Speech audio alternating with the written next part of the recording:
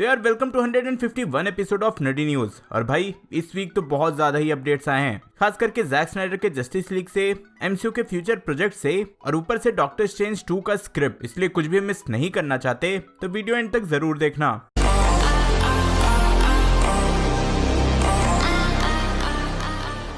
तो सबसे पहले स्टार्ट करते हैं the falcon and the winter soldier से।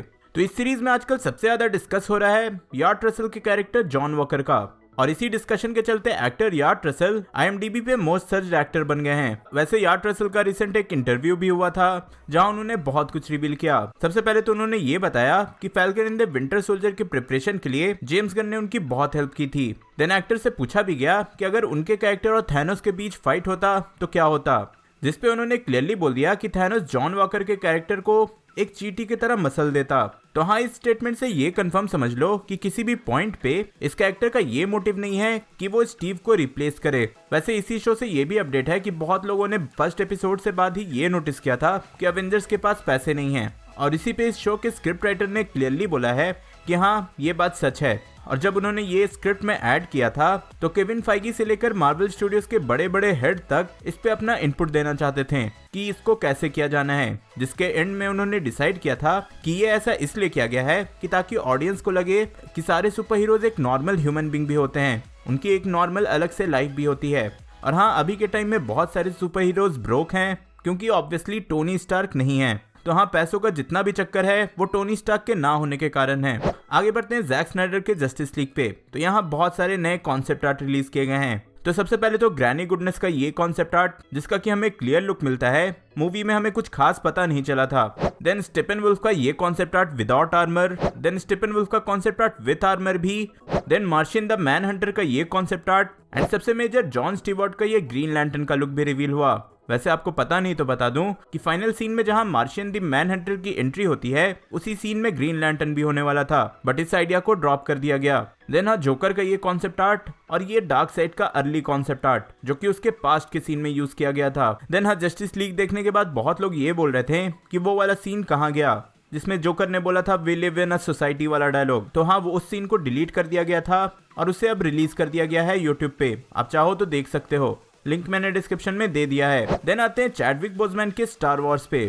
तो ब्रायन मैटियस ने कुछ कॉन्सेप्ट आर्ट रिलीज किया है स्टार वॉर्स मूवी के लिए, जिनमें से एक कॉन्सेप्ट आर्ट चैडविक बोजमैन का है। मतलब कि ऐसा हो सकता है कि पहले डिसाइड किया गया हो कि वो किसी स्टार वॉर्स के प्रोजेक्ट में दिखेंगे, बट हाँ अफसोस है कि अब ऐसा पॉसिबल नहीं। तो आपको ये लुक कैसा लगा कमेंट में जरूर बताना। अब आगे बढ़ते हैं ब्लैक विडो पे। तो ब्लैक विडो का एक नया ट्रेलर रिलीज कर दिया गया और इससे कुछ माइनर हिंट मिला है। जो इंटरनेशनल ट्रेलर रिलीज किया गया है उसमें ये तो क्लियरली मेंशन किया गया कि इसका प्रीमियर और थिएटर में रिलीज सेम टाइम पे होने वाला है, बट जो मार्वल इंडिया ने ट्रेलर रिलीज किया है उसमें बस थिएटर के रिलीज का मेंशन है। तो हाँ, ऐसा हो सकता है कि इंडिया में बस इसे थिएटर में रिलीज किया जाए, या फिर जैसा बुक माई शो पे जैक स्नाइडर का जस्टिस लीग रिलीज हुआ था वैसा कुछ भी किया जा सकता है। बट अभी के लिए तो बस ये थिएटर में रिलीज होने वाली है, बट बाकी जगह थिएटर और डिज्नी प्लस दोनों में ही सेम टाइम पे। ब्लैक विडो से एक माइनर अपडेट ये है कि एक्ट्रेस ओल्गा क्यूरी को इसमें कास्ट किया गया है, मे बी एक छोटे से कैमियो या कोई माइनर रोल के लिए। देन अगर हॉकाई के डिज्नी प्लस शो पे बढ़े तो वहाँ इसके सेट पे एक्ट्रेस एलेक्वा कॉक्स दिखी हैं, जो कि मोस्ट प्रोबेबली इसमें इको का रोल करने वाली हैं। इको यानी कि माया लोपेज, जिसके बारे में मैंने पिछले नडी न्यूज में भी बताया था। देन बहुत से लोग वेनम के लिए वेट कर रहे थे, तो वेनम के सेकंड पार्ट को अब और एक वीक के लिए डिले कर दिया गया है, एंड अब ये सितंबर 24 को रिलीज होने वाली है। आगे बढ़ते हैं सुसाइड स्क्वाड पे। तो पिछले पूरे वीक इसका ही प्रमोशन चल रहा था, ट्रेलर, फर्स्ट लुक सब कुछ रिलीज किया जा रहा था। एंड अगर आपने मेरा वीडियो देखा होगा तो मैंने इसके सारे कैरेक्टर्स को एक्सप्लेन करते हुए एक वीडियो भी बनाया था, जिसमें मैंने मेंशन किया था रैट कैचर के बारे में कि इसमें रैट कैचर के 2 वर्जन मिलने वाले हैं, एक ओरिजिनल रैट कैचर और एक रैट कैचर 2। तो ओरिजिनल रैट कैचर को लेकर एक रिपोर्ट आया है कि हो सकता है कि ओरिजिनल रैट कैचर कोई और नहीं बल्कि टाइका वाइटिटी प्ले करेंगे। टाइका वाइटिटी को तो आप जानते ही हो, इन्होंने ही थॉर रैग्नारॉक डायरेक्ट किया था, and currently Thor love and thunder भी यही डायरेक्ट कर रहे हैं। तो हाँ, ये देखना काफी इंटरेस्टिंग होगा। पर हाँ, ये भी है कि ये बस एक फ्लैशबैक का सीन होने वाला है, तो ये कोई मेजर या कोई बड़ा रोल नहीं है। आगे बढ़ते हैं एमसीयू में डेडपूल की मूवी को लेकर। तो ये तो कंफर्म हो गया कि एमसीयू के अंडर ही अब डेडपूल की मूवी बनेगी, लेकिन इसी पे बात करते हुए डायरेक्टर डेविड लीच, जिन्होंने डेडपूल 2 को डायरेक्ट किया था, उन्होंने ये रिवील किया कि मार्वल स्टूडियोज ने अभी तक उनसे कोई भी कॉन्टैक्ट नहीं किया है डेडपूल के नेक्स्ट मूवी के लिए। तो ऐसा हो सकता है कि डेडपूल के लिए डायरेक्टर चेंज किया जाए फॉर एमसीयू, बट ऐसा हुआ तो ये थर्ड मूवी के लिए थर्ड डायरेक्टर होंगे, क्योंकि डेडपुल 1 किसी और ने डायरेक्ट किया था, डेडपुल 2 किसी और ने, तो हो सकता है कि डेडपुल 3 भी कोई और ही डायरेक्ट करे। अब आते हैं डॉक्टर स्ट्रेंज 2 पे। तो इसको लेकर छोटे मोटे अपडेट्स आए हैं। तो सबसे पहले तो डायरेक्टर सैम रेमी ने ये कंफर्म किया है कि उन्होंने वांडाविजन के क्रिएटिव टीम का थोड़ा हेल्प लिया है। तो हाँ, सिंस वांडाविजन और डॉक्टर स्ट्रेंज 2 डायरेक्टली कनेक्टेड होने वाले हैं, तो ऐसा एक्सपेक्टेड भी था। देन आपको पता ही होगा कि सैम रेमी ने ओरिजिनल स्पाइडरमैन ट्रियोलॉजी को डायरेक्ट किया था टोबे मैगवायर के साथ। तो उन्होंने रिवील किया कि 2002 की स्पाइडरमैन में जो अंकल बेन कार चला रहे थे वो उनकी फर्स्ट कार थी, और मे बी ऐसा हो सकता है कि इस मूवी में वो इस कार का यूज करेंगे।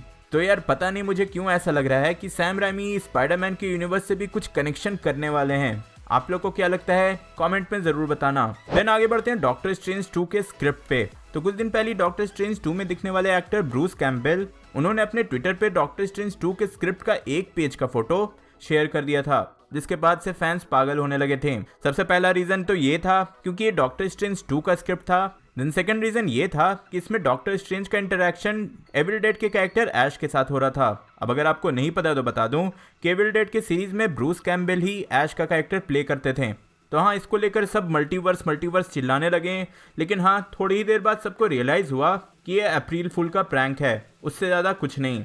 अब आते हैं कुछ माइनर कास्टिंग अपडेट्स पे। तो सबसे पहले शैंग-ची के मूवी में एक्टर डैलस लियो को कास्ट किया गया है, बट किस रोल में ये अभी तक रिवील नहीं हुआ। सेम ऐसी थॉर लव एंड थंडर में भी रसल क्रो को कास्ट किया गया, बट वो कौन सा रोल कर रहे हैं ये कंफर्म नहीं है। बट हाँ, ये एक बहुत ही माइनर रोल है, ये कंफर्म कर दिया गया।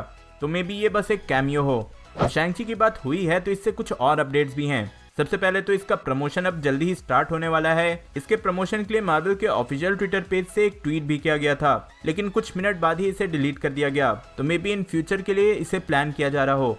देन शैंग-ची से ही कुछ लीक हैं, मतलब कि कुछ ऑफिशियल टॉयज लीक हुए हैं, जिससे कि सारे कैरेक्टर्स का फर्स्ट लुक रिवील होता है, जैसे कि शैंग-ची का फर्स्ट लुक, देन मैंडरिन यानी कि वेनवू का फर्स्ट लुक, देन जायलिंग का फर्स्ट लुक, देन फाइनली एक मिस्टीरियस कैरेक्टर डेड डीलर का फर्स्ट लुक। तो हाँ, कुछ इसी से सिमिलर लुक हमें मूवी में देखने को मिलेगा। अब आते हैं डीसी के कुछ अपकमिंग प्रोजेक्ट्स पे।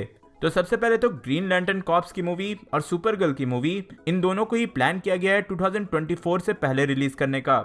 लेकिन हाँ, ये डिले भी हो सकता है, जल्दी भी हो सकता है, क्योंकि अभी सिर्फ डिस्कशन में चल रहा है। लेकिन वहीं अगर आपको याद हो तो बहुत दिन पहले मैंने ये बताया था कि द ट्रेंच नाम की एक मूवी बनने वाली है, जो कि एक्वामैन की एक स्पिन ऑफ मूवी होगी। तो हाँ, इस मूवी को अब कैंसिल कर दिया गया है। फिर वहीं द न्यू गॉड्स की मूवी भी बनने वाली थी डायरेक्टर एवर डिवर्नी के साथ, लेकिन इस मूवी को भी अभी होल्ड पे रखा गया है, मोस्ट प्रोबेबली कैंसिल ही कर दिया गया है। एंड जाते आते सबसे फाइनली लेकिन सबसे एपिक ब्लैक एडम का रिलीज डेट। तो ब्लैक एडम का रिलीज डेट रिवील कर दिया गया, ड्वेन जॉनसन ने खुद किया, वो भी बहुत एपिक वे में। तो ये मूवी जुलाई 29, 2022 को रिलीज होने वाली है, और सिर्फ इस डेट को अनाउंस करने के लिए टाइम स्क्वायर के सारे बिलबोर्ड्स को परचेज किया गया था। आप लोग खुद देखो।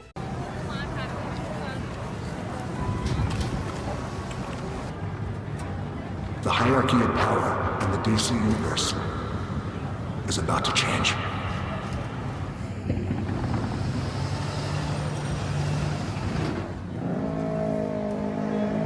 तो यार ये थे इस वीक के अपडेट्स। होप सो कि आप पूरी तरह से अपडेटेड हो गए होगे। अगर हाँ तो वीडियो लाइक करना, शेयर करना, एंड ऑब्वियसली कुछ मिस नहीं करना चाहते तो सब्सक्राइब कर लेना। सुसाइड स्क्वाड के सारे कैरेक्टर्स को समझने के लिए ऊपर वाली वीडियो देखें, एंड ब्लैक एडम की ओरिजिन देखने के लिए नीचे वाली। मैं जल्दी और नए वीडियो लेकर आऊंगा। टिल देन बी देसी, बी नर्ड।